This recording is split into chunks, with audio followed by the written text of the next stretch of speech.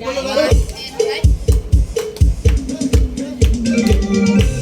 วคนเซ่สาวคนเซ่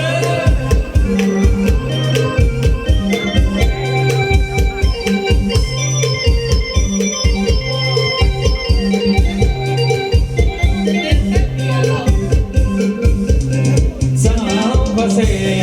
หัวใจพอลงหักเจ้าจะบอกเธอคำเล่าตอนเฮาหักกันใหม่อันนี้กันน้ำคือใครแต่ตอนนี้น้องเปลี่ยนแปลไปคือจังหัวใจเป็นคนละหน่วย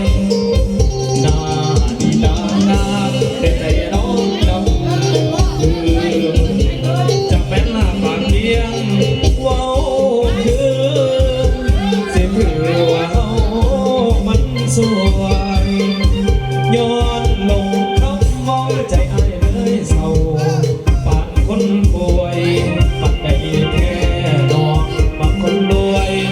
ช่วยบอกอ้ายแต่ได้บอกถ้าหากบอกอ้ายยังบอกอ้ายแต่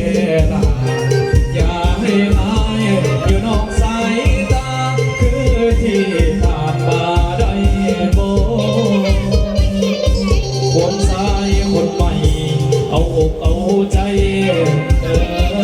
อนให้น้องกับเขาหยอกล้อบอกเก่งใจบ่อายผู้นั่งมองจนยามสูสีข้าไม่คือคนเมาเหล้าแต่ย้อนว่าเมาหักเจ้าหนักกว่าเมาเหล้ายาดองย้อนสาวหัวเสียเห็นใจบังเพยางกว่าถือของสิขอกินเหล้ายาดองยอมใจเจ้าของให้ลืมคนรวยสโลจันติสโล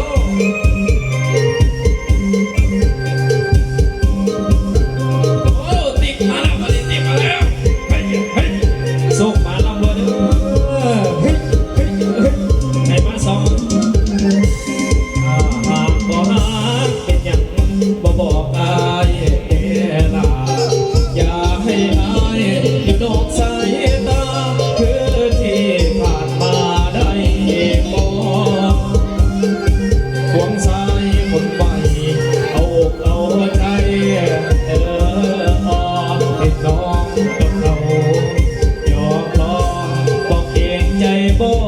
อายผู้นั่งมองจนยามโซเซคาเฟ่